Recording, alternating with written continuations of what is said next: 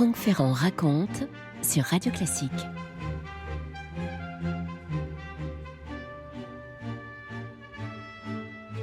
Dans la préface qu'il donne à l'ouvrage, petit livre qui vient de paraître chez Fayard Histoire de Christine Réra-Maintigneux, qui s'appelle donc Isabeau de Bavière, reine la plus exécrée de France, voici ce que nous dit Alain Corbin.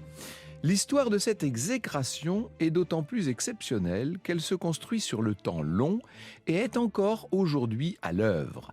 Alors que certaines admirations sont l'objet de basculements, de retournements, rendant compte du caractère éphémère du phénomène, Isabeau de Bavière a été le support d'une exécration jamais démentie malgré les profondes évolutions de la société française. Et c'est vrai que, quelle que soit la période historiographique à laquelle on se réfère, eh bien, on voit cette reine subir absolument la vindicte générale de tous les historiens, de tous les analystes et d'une façon plus générale de l'opinion publique. Isabeau de Bavière est cette reine grosse et grasse, extrêmement maligne, qui aurait été luxurieuse et qui aurait collectionné les amants, amants célèbres, amants inconnus, toutes sortes de pages qui auraient été soumis à ses plaisirs et d'une certaine façon au dérèglement de ses sens. Isabeau de Bavière est évidemment l'artisan du honteux, parce que c'est ainsi que l'histoire l'a nommé, le honteux traité de Troyes en 1420. Elle est celle qui a bradé la souveraineté française tout en retirant à son fils Charles, le futur Charles VII, toute forme de légitimité, puisqu'elle a elle-même reconnu qu'il ne serait pas le fils de son père, qu'il ne serait pas légitimement le fils de Charles VI. Elle a soutenu dans un premier temps le parti bourguignon, puis elle s'est rapprochée, quand je dis rapprochée, c'est beaucoup rapprochée de Louis d'Orléans, et à la mort de Louis d'Orléans, eh bien, elle a changé de camp. Il faut vous dire qu'elle avait déjà changé de camp. Elle a passé constamment des bourguignons aux Armagnacs, aux bourguignons. Finalement, elle s'est entendue avec le roi Henri V d'Angleterre jusqu'à lui donner la main de sa fille Catherine, qui était donc la fille de Charles VI, jusqu'à faire d'Henri V d'Angleterre le gendre de Charles VI et le véritable tenant d'un double royaume, d'une double monarchie franco-britannique, enfin franco-anglaise, devrais-je dire. Elle a été, Isabeau de Bavière, cette femme qui n'a pas compris l'histoire, perdue dans les méandres de la guerre de 100 ans et du grand schisme d'Occident.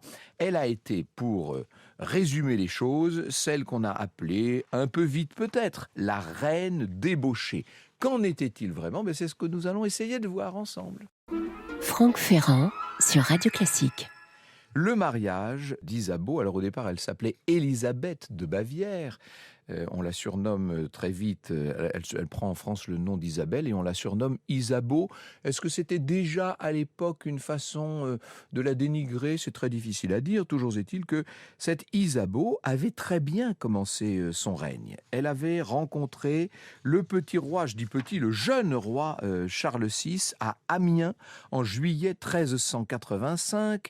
Il y avait à l'époque un grand pèlerinage autour de la tête du chef, comme on disait, de Saint-Jean-Baptiste. Et à l'occasion de ce pèlerinage, on avait vu arriver de Bavière une petite délégation menée par Frédéric de Bavière, qui n'était autre que l'oncle de cette Élisabeth de Wittelsbach, qu'on a présenté dans la grande salle du palais épiscopal d'Amiens. On l'a présenté à celui qui était donc déjà le roi Charles VI, un jeune souverain magnifique, qui promettait d'être une sorte de nouvel Alexandre le Grand, qui avait à peu près tous les talents, toutes les forces. On imaginait que son règne serait particulièrement prestigieux. Il faut vous dire que, après bien des méandres et des vicissitudes, le roi Charles V avait rétabli en France une sorte d'ordre. Il avait créé un État royal fort et ce roi Charles VI avait tout pour lui d'une certaine manière. Et l'entrevue a eu lieu le vendredi 14 juillet de cette année 1485. La jeune Bavaroise a beaucoup plu au jeune roi de France, et elle lui a tellement plu que, alors que le duc de Bourgogne, qui avait organisé toute cette rencontre, prévoyait un mariage chez lui, à Arras, finalement, le roi avait demandé que le mariage ait lieu là, tout de suite, à Amiens. Et il faut imaginer la foule dans les rues qui hurle Noël, Noël. C'est Froissart, bien sûr. Le chroniqueur Froissart qui raconte la liesse de cette foule amiénoise. Il y a un véritable amour entre les jeunes époux. Avec le regard, plaisance et amour entrèrent dans le cœur du roi, car il la vit belle et jeune, et il avait grand désir de la prendre pour femme. Tellement grand désir que la nuit de noces est sans nul doute un grand succès. Si furent cette nuit ensemble en grand déduit, ceux pouvaient bien me croire, écrit donc Froissart. Tout commence bien. Bientôt, le roi va partir en campagne, il va retrouver son épouse Isabelle, et on les voit mener joli train entre le château de Vincennes, le manoir de Beauté sur les bords de la Marne, et puis en plein Paris, dans cette enceinte crénelée tout à fait représentative du XIVe siècle, dans la résidence royale de Saint-Paul, près de la porte Saint-Antoine à Paris, pas loin de la toute nouvelle Bastille. Bref, on vit bien. Le roi ne cesse d'offrir à son épouse des cadeaux extraordinaires. Ce ne sont que fêtes, tournois, bals et divertissements. Et puis, très vite, une bonne nouvelle arrive. La reine est enceinte, et voilà qu'elle met au monde, le 25 septembre 1386, un fils, un enfant qui, hélas, va mourir 2 mois plus tard. Mais Isabeau ne saura se laisser décourager. Au contraire, en 19 ans, dites-vous qu'elle mettra au monde quelques 12 enfants, dont 6 fils. On sait qu'il y en a un seul de ses fils qui lui survivra, c'est le fameux Charles VII, justement, le 11e de la lignée. Mais en tout cas, elle a fait pleinement son devoir de reine. En gros, tout va bien jusqu'à ce que, en 1392, le roi Charles VI soit emporté dans quelque chose de nouveau. C'est ce qu'on appelle l'épisode de la forêt du Mans. Le roi est en train de traverser la forêt du Mans quand il est pris littéralement de folie. Et à partir de là, les crises de folie de Charles VI se feront sans cesse plus violentes, sans cesse plus longues, avec certes des périodes de rémission, mais on peut dire qu'à partir de 1393, c'est elle, Isabeau, qui dirige le conseil de régence, et qu'à partir de 1393, on entre dans une période extrêmement troublée de l'histoire de France, dont elle va devenir, d'une certaine façon, le symbole. Vous écoutez Radio Classique. Isabeau va devenir la personne essentielle d'un règne dont le roi n'est plus capable d'assumer réellement le pouvoir, ou en tout cas de façon seulement intermittente. Il ne voulait plus l'avoir du tout au début, au moment de sa première crise. Il s'était écrié, le roi Charles VI, « Mais quelle est cette femme dont la vue m'obsède ?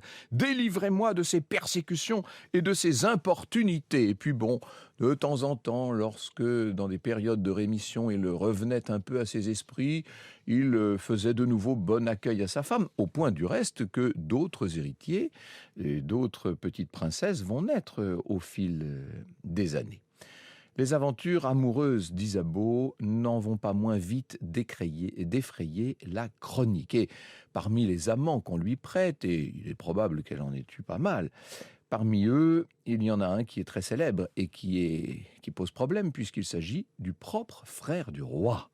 Il s'agit du duc d'Orléans, Louis d'Orléans, personnage très intéressant, d'une grande intelligence, mais d'un caractère sans doute assez peu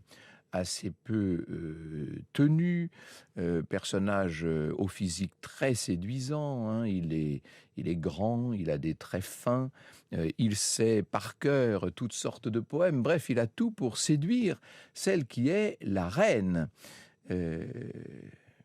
Le duc d'Orléans n'en sera pas moins assassiné par le duc de Bourgogne, par Jean sans peur, en 1405. Évidemment, ça va créer des troubles considérables. L'opinion publique était sans doute au courant des rapports entre la reine et son beau-frère. Voilà ce que nous dit le religieux de Saint-Denis dans sa chronique. Ils avaient mis toute leur vanité dans leur richesse, toute leur jouissance dans les délices du corps. Ils oublièrent tellement les règles et les devoirs de la royauté qu'ils étaient devenus un scandale pour la France et la fable des nations étrangères.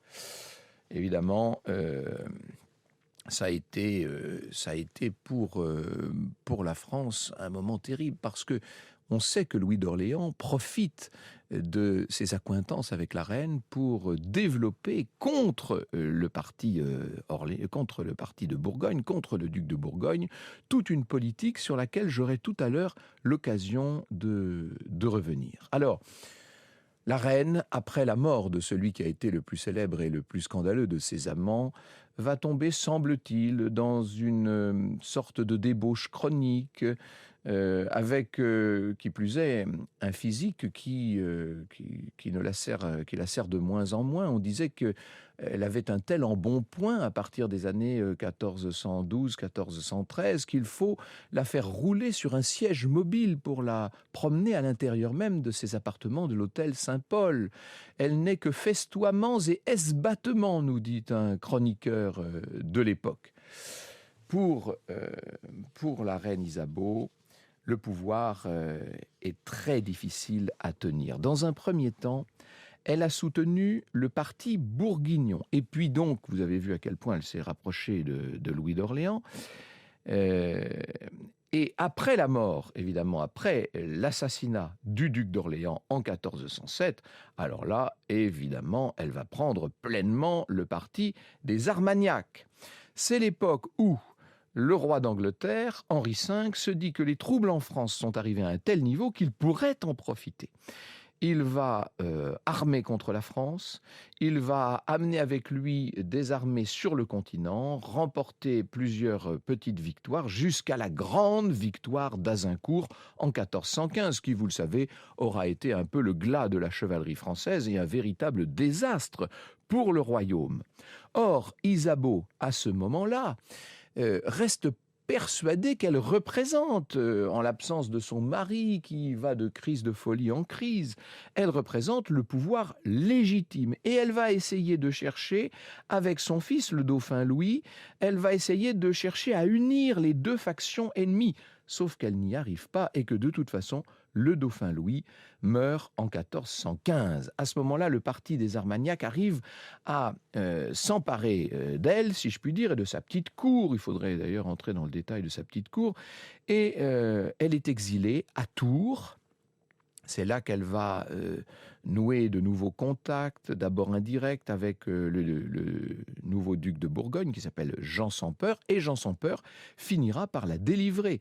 Et à la fin de l'année 1417, elle organise un gouvernement qui est contrôlé par les Bourguignons. Et où s'installe-t-il ce gouvernement ? Évidemment à Troyes. C'est comme ça que va naître le traité de Troyes.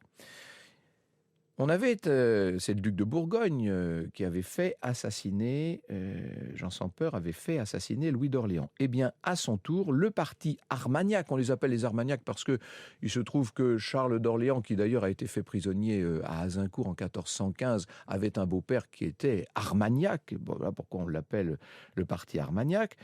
Il se trouve que le parti Armagnac va venger la mort du duc d'Orléans 12 ans après exactement, le 19 septembre 1419, sur le pont de Montereau, probablement orchestré par le dauphin Charles en personne, a lieu l'assassinat de Jean sans Peur par des hommes de main du parti des Armagnacs, qui avaient sans doute peur d'un rapprochement du dauphin avec le parti bourguignon, qui lui-même s'entendait à l'époque avec les Anglais.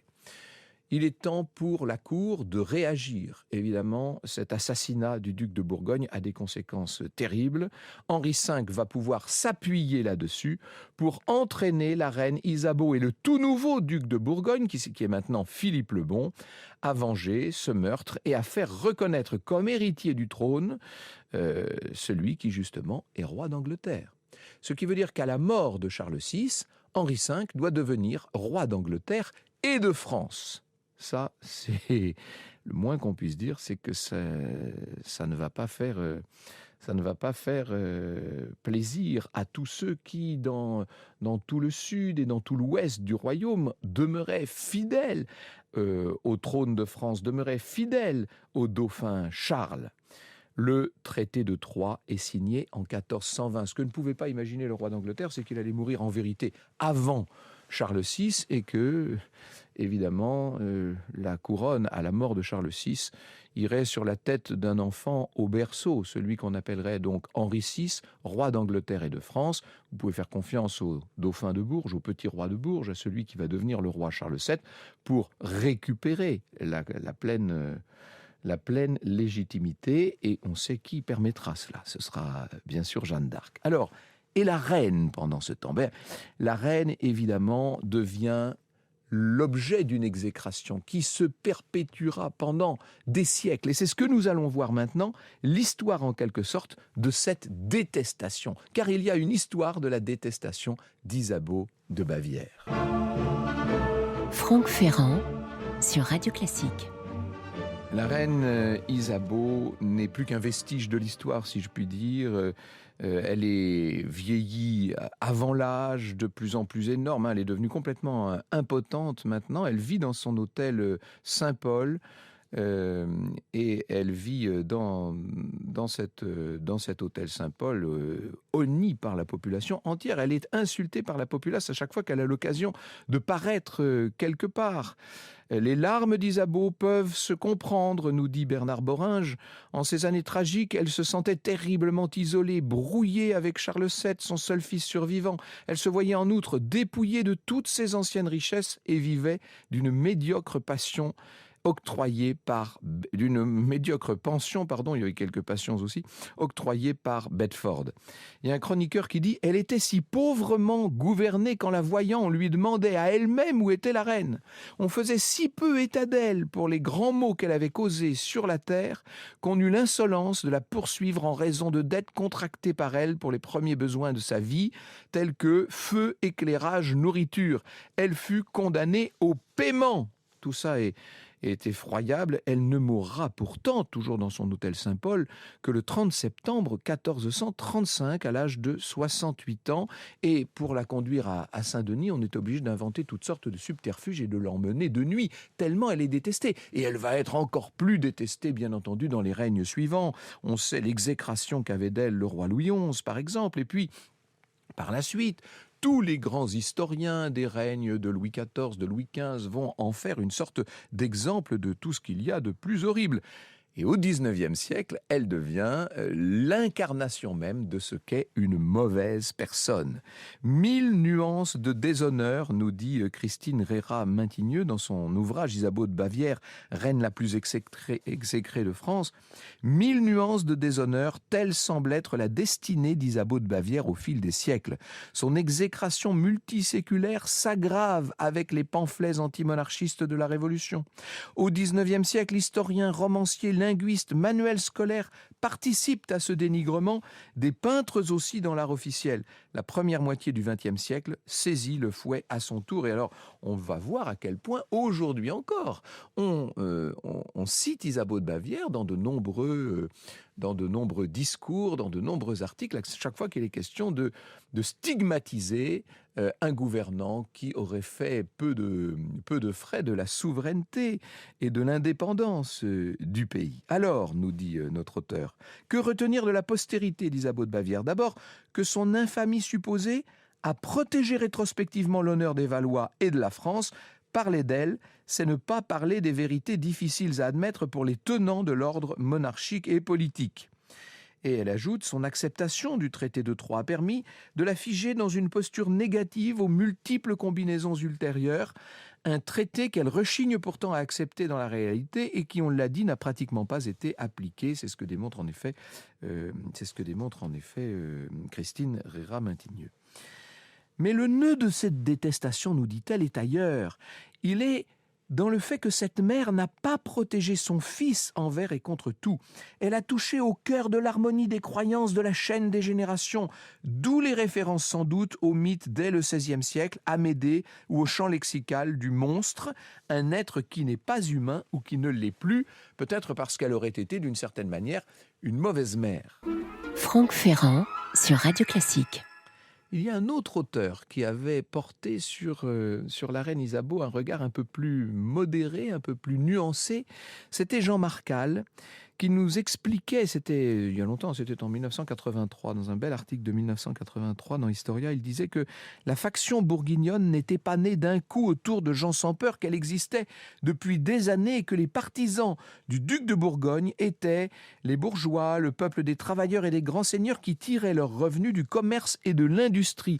Cette force bourguignonne n'existe pas seulement sur le territoire français, elle s'étend par le jeu des successions et alliances sur le Saint-Empire, dit-il, et elle représente cette partie du nord et de l'est du royaume qui veut aller vers quelque chose de nouveau, vers une nouvelle économie, vers de nouveaux rapports, vers une bourgeoisie industrieuse et créatrice de richesses, alors que, dit-il, le parti des Armagnacs, qui lui s'appuyait sur les régions du sud et de l'ouest de la France, s'appuyait sur des biens fonciers, terrien, et voulait réinstituer une forme de féodalité. Il y avait donc quelque part, si l'on peut dire, déjà à l'époque une opposition entre une sorte de parti du progrès et une sorte du parti de la réaction.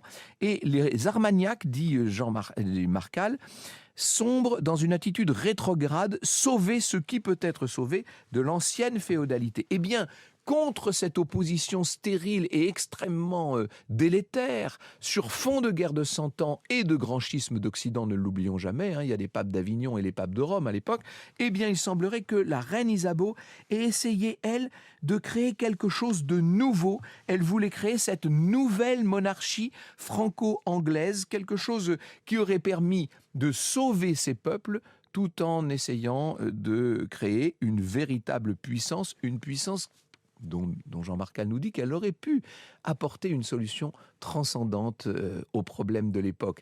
Ça, c'est regarder Isabeau sous un jour peut-être un peu trop politique, peut-être un peu trop téléologique, mais c'est aussi nous dire que finalement, derrière cette reine et ses débauches réelles ou supposées, se cachait peut-être un esprit que personne n'a voulu voir au fil des siècles.